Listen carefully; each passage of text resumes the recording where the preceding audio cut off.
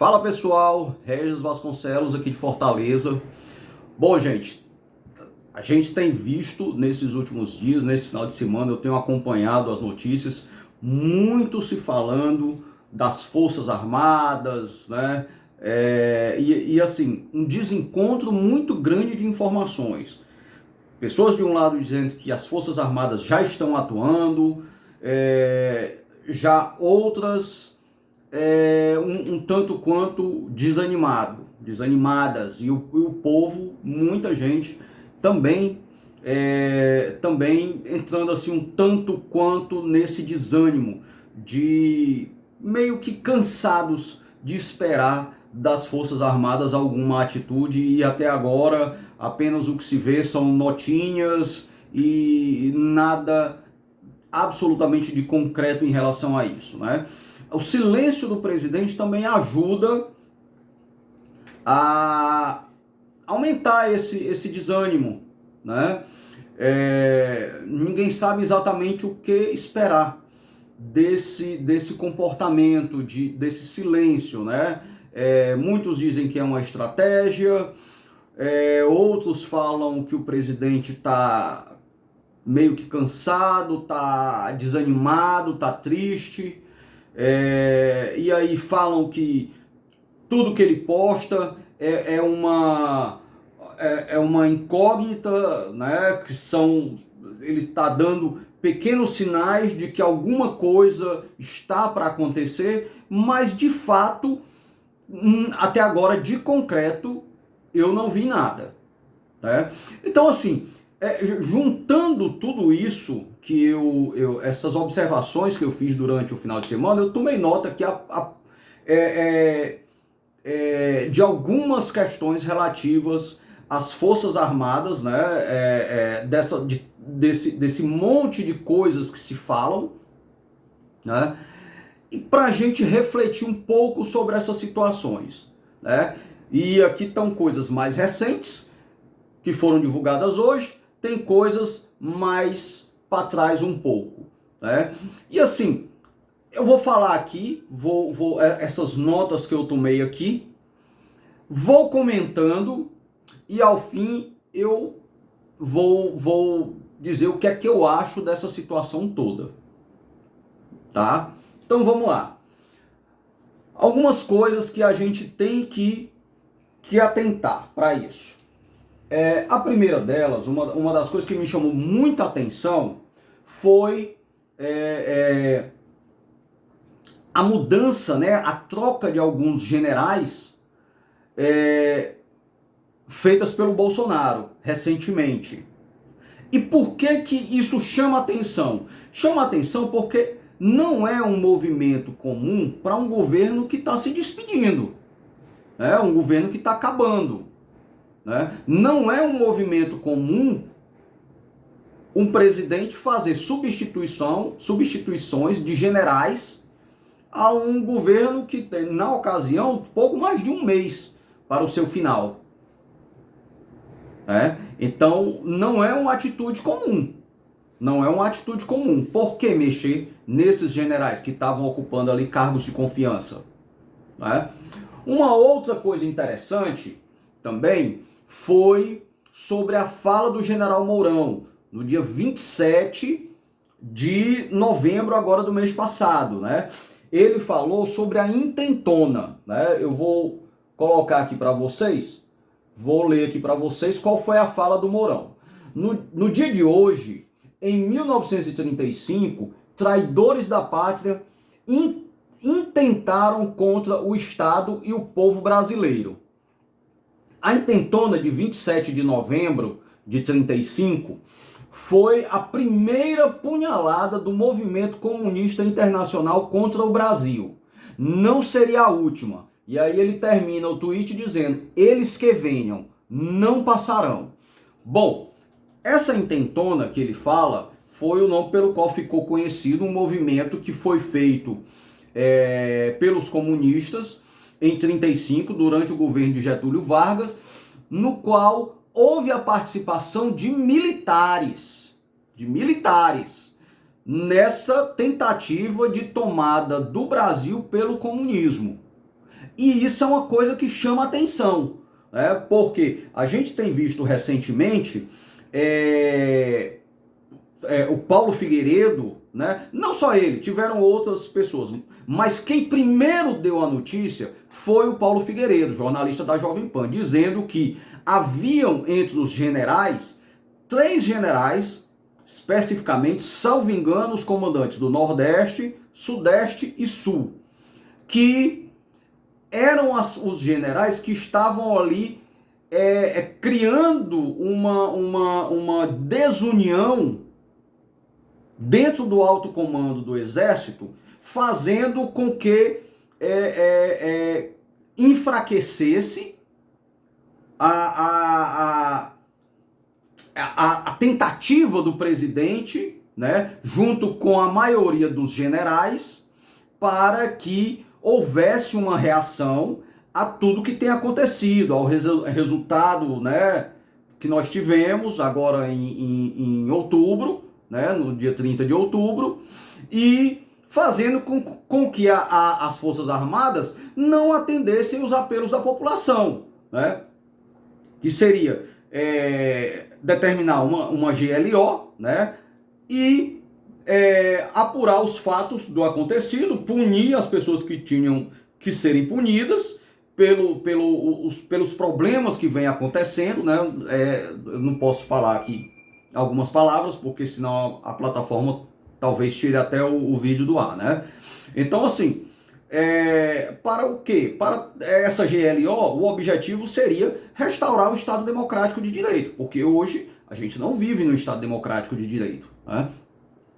Então, o Paulo Figueiredo, ele falou que tinham esses 3 generais que estavam criando ali uma desarmonia com o objetivo de enfraquecer o presidente e esse possível movimento das Forças Armadas de dar uma solução para esse caso, né? Então, essa fala do general Mourão, ela meio que dá a entender que realmente aquilo que o Paulo Figueiredo falou realmente tem uma certa coincidência ali dos fatos, né? Uma outra coisa interessante depois da fala do Mourão foi que aconteceu na semana passada, foi uma fala do Oswaldo Eustáquio, né? Em uma entrevista à Jovem Pan, ele falou que acredita sim que o presidente, né, o Jair Bolsonaro, ele está preparando, digamos assim, o momento certo para que as coisas aconteçam, né? Que ele não se deu por vencido, né? Tanto que ele não fez até agora nenhuma declaração no sentido disso, ele está calado e ele encara isso como uma estratégia, né? Então que as pessoas podem ter certeza de que o presidente está o presidente não está alheio a isso e não entregou os pontos diante de toda essa situação que aconteceu. Por que eu estou falando isso? Isso vai meio de encontro ao que eu acabei de falar, né? Enquanto a gente tem aí algumas notícias que são tanto quanto desanimadoras, que é essa questão do que o Paulo Figueiredo falou, desse tweet do general Mourão, que, né, embora ele afirme ali no final que não vai, que os comunistas não passarão, mas traz uma certa preocupação quando ele fala da questão da intentona, que como eu falei, foi a influência da esquerda dentro das Forças Armadas naquela época, né, lá em 35, e que fez com que uma parte dos militares daquela época tentassem tomar o poder para transformar o país em um país comunista, né? Então essas coisas meio que se encaixam, né? Já aqui o do Oswaldo Eustáquio vai o contrário, né? Ele diz que o presidente não abriu mão de tentar, né, de continuar tentando de resolver essa situação e que tem fé que sim, na hora certa o presidente vai agir. Então, assim, o que é que eu estou querendo dizer com isso? Que aquilo que eu falei no começo, na realidade, não se sabe exatamente o que vai acontecer. A realidade é, dentro de muitas coisas que se falam, não se sabe exatamente. Um vem e diz uma coisa, outro vem e diz outra. Então, assim, não se sabe. Mas vamos tentar pegar todos esses pontos que eu estou colocando aqui e vamos tentar tirar alguma coisa de interessante, criar um juízo em cima disso. Então, vamos lá, continuando. Esse final de semana, salvo engano, foi ontem ou foi anteontem, o Ricardo Salles, ex-ministro do Meio Ambiente, também soltou uma nota no Twitter bem interessante. E também vai ao encontro do que o Paulo Figueiredo falou e também do que o Mourão falou. Vamos lá, eu vou ler aqui para vocês o tweet do Ricardo Salles.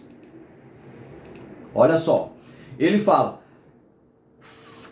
abre aspas aqui para a fala dele, fraqueza dos estrelados de hoje é o presságio da derrota do amanhã, de amanhã. Quem não faz, toma. Vergonha alheia, excesso de pompa e circunstâncias, mas colocar o pau na mesa que é bom, nada. Apoiadores de verde e amarelo vão chorar, mas uma hora vão cair na real. Nada será como antigamente. É uma mensagem forte, né? É uma mensagem bem forte, né? Ele fala, né? Começa falando, né? Fraqueza dos estrelados de hoje é presságio da derrota de amanhã. Quem não faz, toma.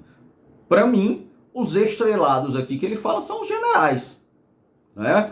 Que não estão fazendo nada. Então, a fraqueza dos estrelados, quer dizer, a fraqueza dos generais, né? E que hoje eles estão se omitindo, mas no futuro eles sofrerão as consequências dessa fraqueza de hoje, certo? É isso que eles estão dizendo.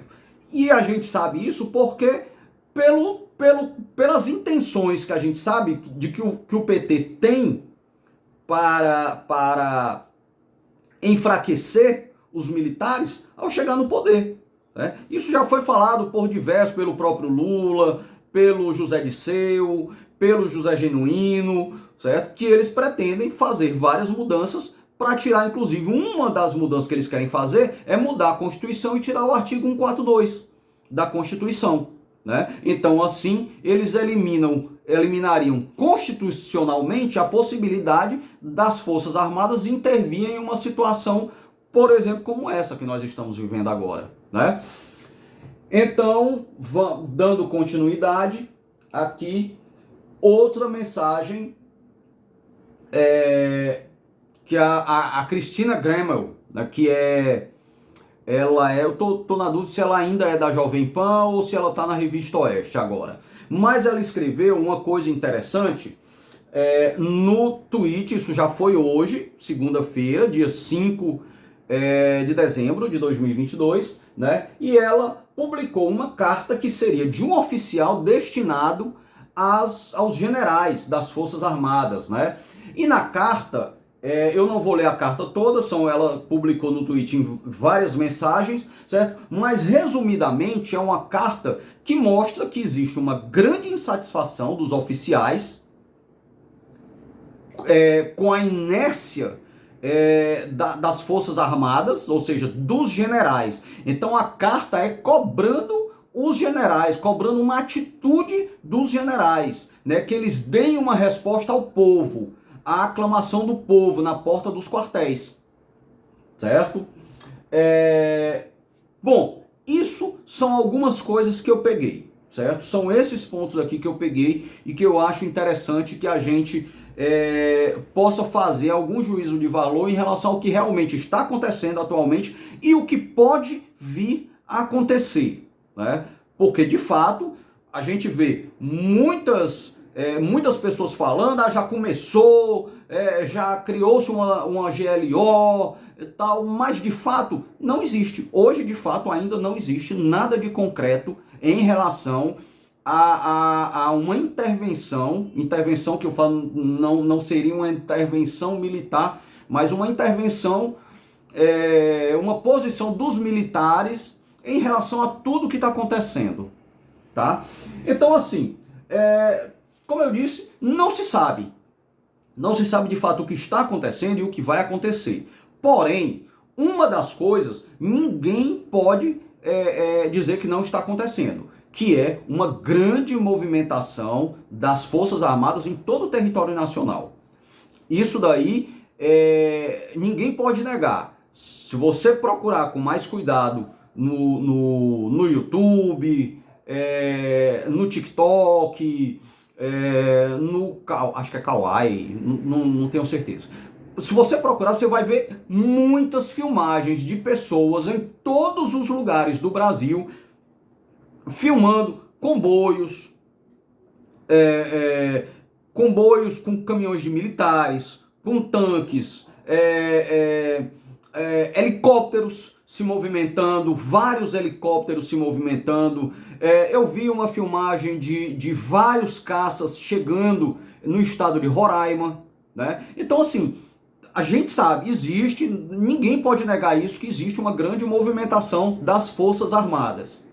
Regis, vai acontecer alguma coisa? Não sabemos.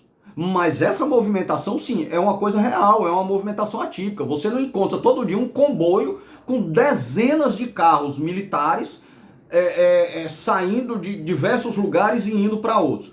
O que eu observei, vendo muitos desses vídeos, é o seguinte: existe um foco das Forças Armadas nesses comboios destinados a locais muito específicos e que são locais muito sensíveis para questões relativas a questões militares e de soberania nacional, certo? Por exemplo, Rio de Janeiro.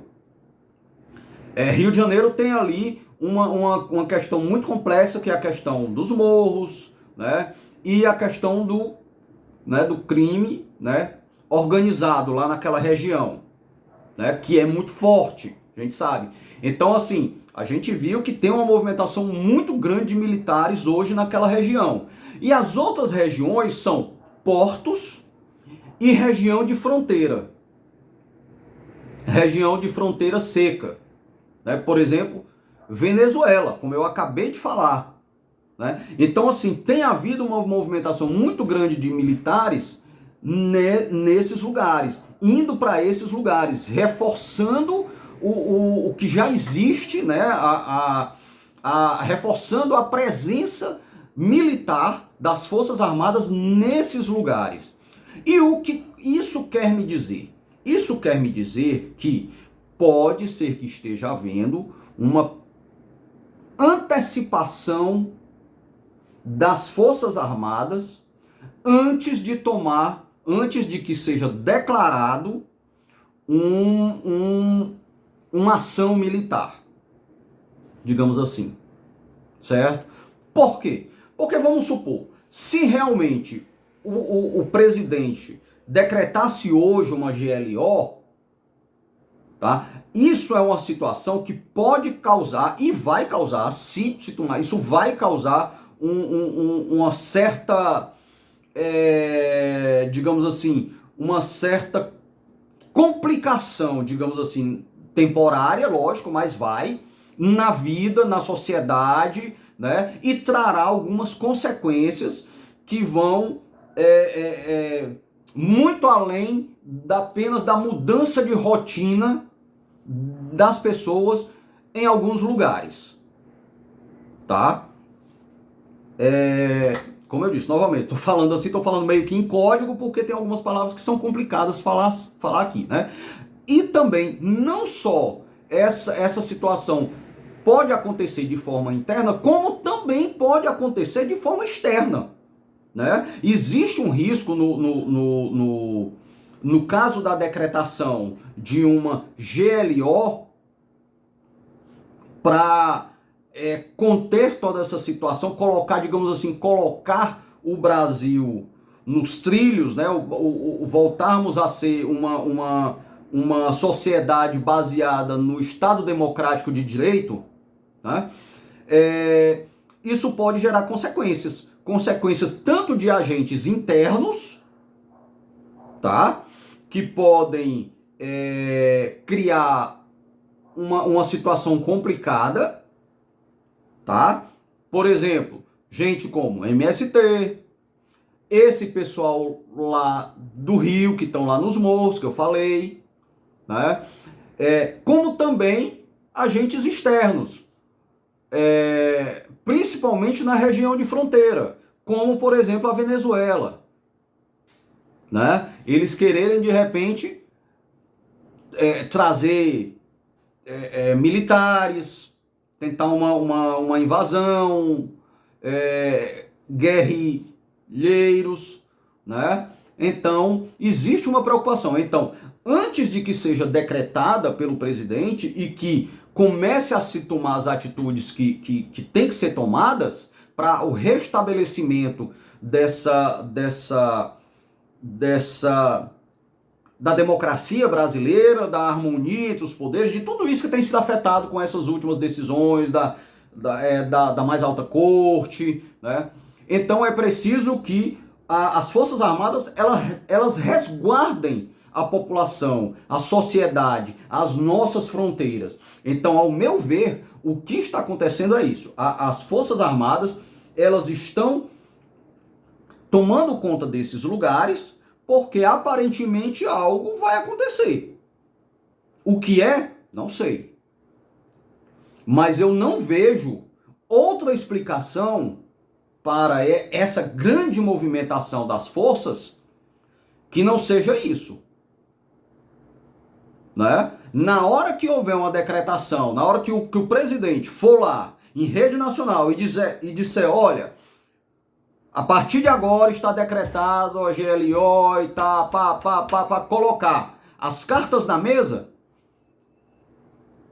toda essa situação de proteção, de garantir a segurança, de garantir a soberania do nosso Estado contra esses agentes, tanto internos quanto externos, tem que estar ali já tudo funcionando.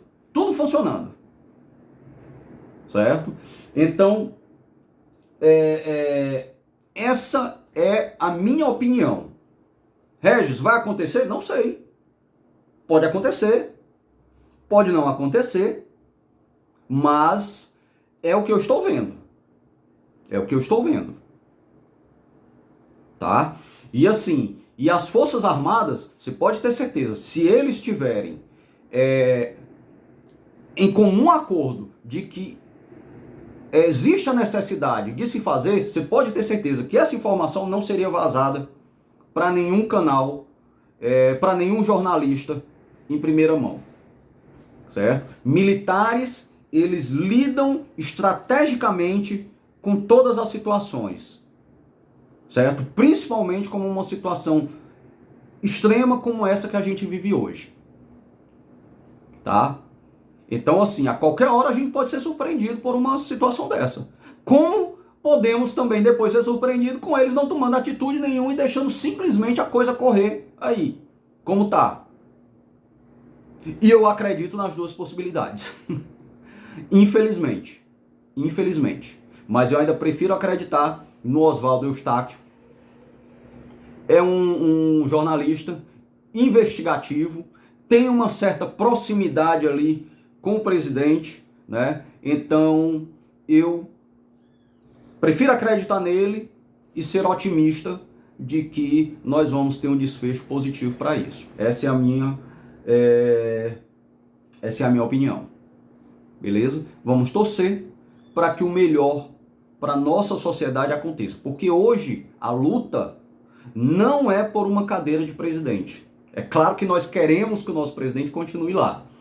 Mas a nossa luta hoje, a luta do brasileiro, ela vai muito além de uma cadeira de presidente. É a luta pela nossa liberdade. É a luta por criar os nossos filhos e netos em um país livre.